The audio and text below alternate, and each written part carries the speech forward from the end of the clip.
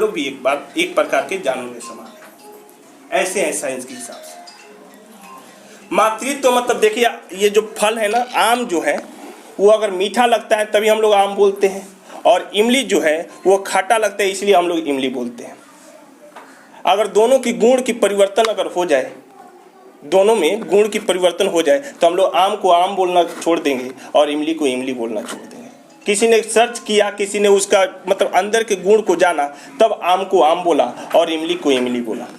उसी प्रकार अगर माता में अगर मातृत्व का भाव नहीं है, अंदर उसके गुणवत्ता नहीं है, उसके लालन पालन करने की क्षमता नहीं है, उसमें एक आदर्श इंसान नहीं है, या उसमें गृहस्थ जीवन से जुड़ा हुआ नहीं है, तो वो माता नहीं है।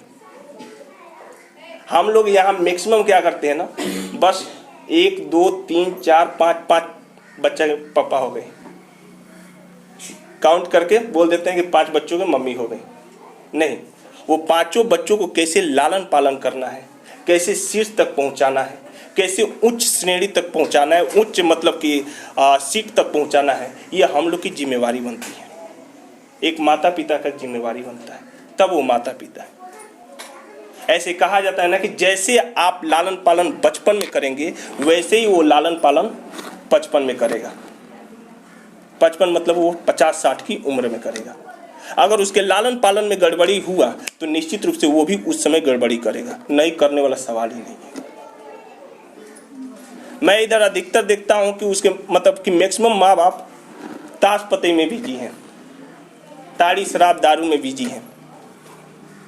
ऑर्केस्ट्रा आएगा 10,000 रुपये लुटा देंगे, लेकिन घर पर बीवी दाल के लिए पैसा मांग रही है, उनको सुनाई नहीं दे रहा है।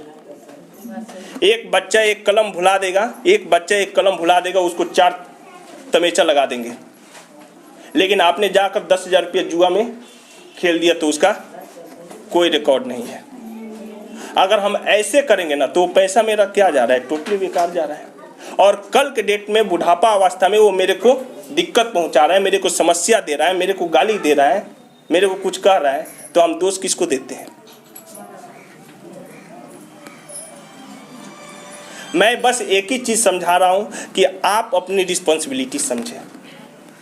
केवल बड़े से बड़े स्कूल में एडमिशन करा देना, नामांकन करा देना, बच्चों की पढ़ाई लिखाई नहीं हुई। उसके साथ अपना भी क्वालिटी समय देना होगा, अपना भी आधा घंटा 1 घंटा समय देना होगा। बच्चा पढ़ रहा है, वहाँ पर हम लोग टीवी चालू करके मतलब कि देखने लगते हैं, क्या ध्यान नहीं जाएगा? जाएगा कि नहीं जाएगा? पक्का जाएगा, राइट। अच्छा, इसमें आज के डेट में डिजिटल लाइफ हो गया है। डिजिटल मतलब कि टोटल मोबाइल पर सब सेटअप है, हार्डवेयर का कोई वैल्यू ही नहीं दे रहा है, टोटल आदमी का फोकस सॉफ्टवेयर पर है, ठीक है ना। तो कोई भी बच्चा है, अगर सपोज दैट अगर पढ़ाई वो कर रहा है तो हम लोग इधर लफड़ा चालू कर देते हैं, झगड़ा चालू कर देते हैं, तब उसको बोलते हैं कि तू पढ़। वो कैसे पढ़ेगा? उसके माइंड में तो इधर झगड़ा चल रहा है।